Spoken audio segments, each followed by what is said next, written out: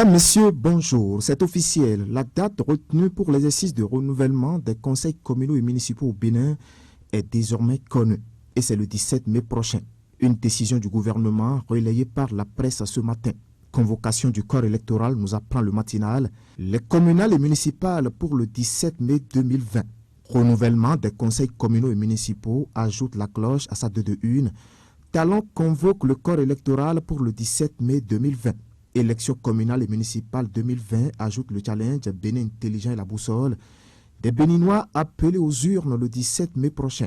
Le compte à rebours a commencé, semble s'exclamer le quotidien L'Observateur.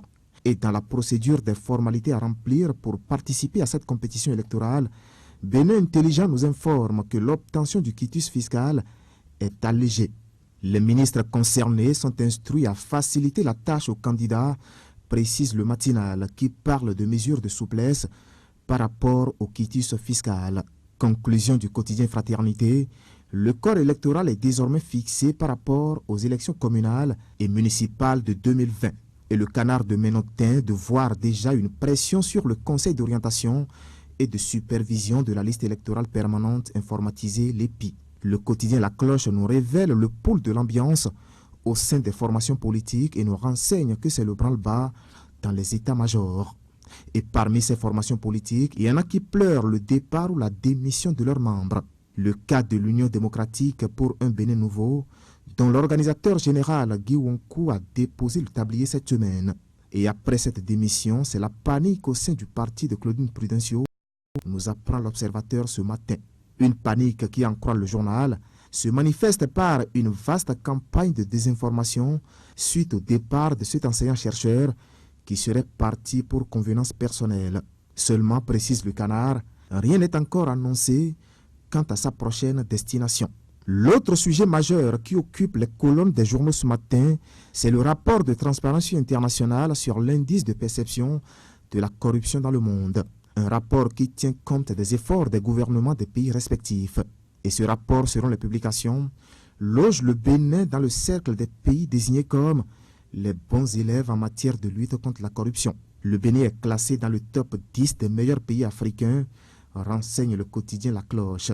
Et la performance du pays, rapporte le challenge, est largement au-dessus de la moyenne obtenue par l'Afrique subsaharienne. Le Bénin, insiste mon confrère, est moins corrompu que certains grands d'Afrique, tels le Nigeria et la Côte d'Ivoire.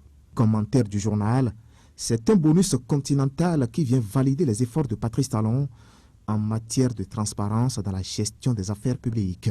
Depuis son avènement au pouvoir, poursuit le challenge, l'homme a initié des réformes courageuses avec une politique engagée contre les fossoyeurs de l'économie nationale. Ce qui fait baisser le degré de corruption aujourd'hui, d'où cette reconnaissance à l'international, conclut la publication. Seulement, ajoute La Cloche, la croisade contre la corruption ne doit pas être l'apanage du gouvernement. Chaque citoyen doit également jouer sa partition à travers des comportements responsables pour que le degré de la corruption puisse dégringoler au fil des années, insiste La Cloche.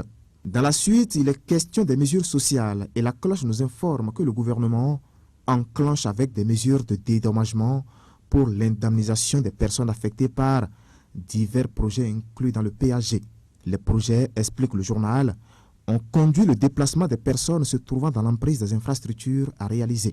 Du coup, poursuit mon confrère, les montants d'indemnisation et de dédommagement ont été approuvés pour des personnes affectées par les projets de logements sociaux et des cités administratives à Abomey-Calavi et Natitengu, la caserne d'Alada, le marché de gros bétail à Abomey-Calavi et de Wegbo, ainsi que les personnes affectées par le projet d'aménagement d'un complexe touristique à Djegbadji dans la commune de Ouida.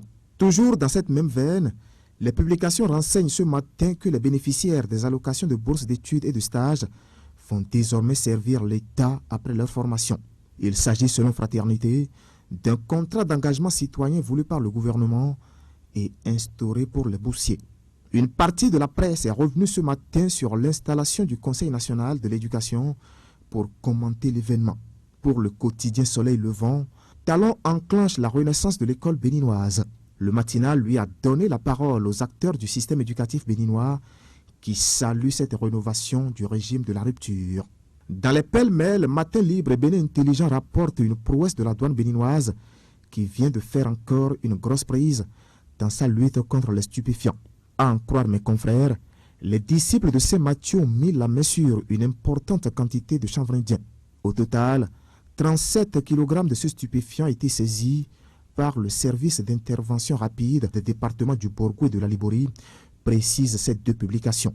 C'est l'essentiel à retenir ce matin quant à l'actualité vue par les journaux. Merci de m'avoir suivi et à demain.